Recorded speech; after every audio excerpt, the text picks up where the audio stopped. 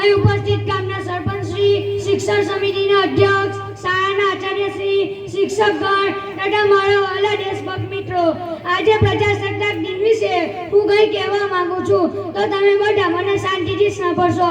26મી જાન્યુઆરી એ માત્ર તારીખ નથી પરંતુ એ દિવસ છે જ્યારે ભારતના નાગરિકોને સત્તા મળી અને સંવિધાને આપણને ઓળખ આપી। 26મી જાન્યુઆરી સંવિધાન એ માત્ર કાયદાનો ગ્રંથ નથી પરંતુ સમાનતા, ન્યાય અને સ્વતંત્રતાનો સંકલ્પ છે। 26મી જાન્યુઆરી 1950ના રોજ ભારતે પોતાનું સંવિધાન અમલમાં મૂક્યું અને વિશ્વને બતાવી દીધું કે ભારત એક લોકતંત્ર ધરાવતો દેશ નથી, ભારત એક લોકતંત્ર જીવતો દેશ છે। અહીં રાજા કોઈ એક નથી, અહીં રાજા છે જનતા। મિત્રો, આજે ભારત અનેક ક્ષેત્રોમાં વિશ્વનું નેતૃત્વ કરી રહ્યું છે। ચંદ્રયાન અને મંગળયાનથી અવકાશમાં તિરંગો લહેરાવ્યો, ડિજિટલ ઇન્ડિયા દ્વારા ગામડે ગામડે ટેકનોલોજી, મેક ઇન ઇન્ડિયા દ્વારા આત્મનિર્ભર ભારત, વિશ્વની સૌથી મોટી લોકશાહી તરીકે વૈશ્વિક માન્યતા। જે દેશ કદી પરતંત્ર હતો તે દેશ આજે વિશ્વને દિશા બતાવે છે।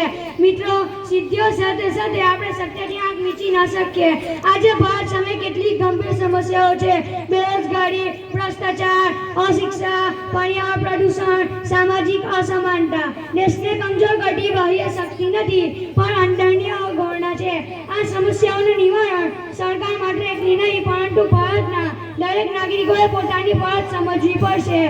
ભ્રષ્ટાચારને મૌન નહીં, અવાજ ઉઠાવીએ, શિક્ષણને ડિગ્રી નહીં જવાબદાર બનાવીએ, સ્વચ્છતાને આદત બનાવીએ, જાતિ ધર્મ ઉપર ઉઠી માનવતા અપનાવીએ।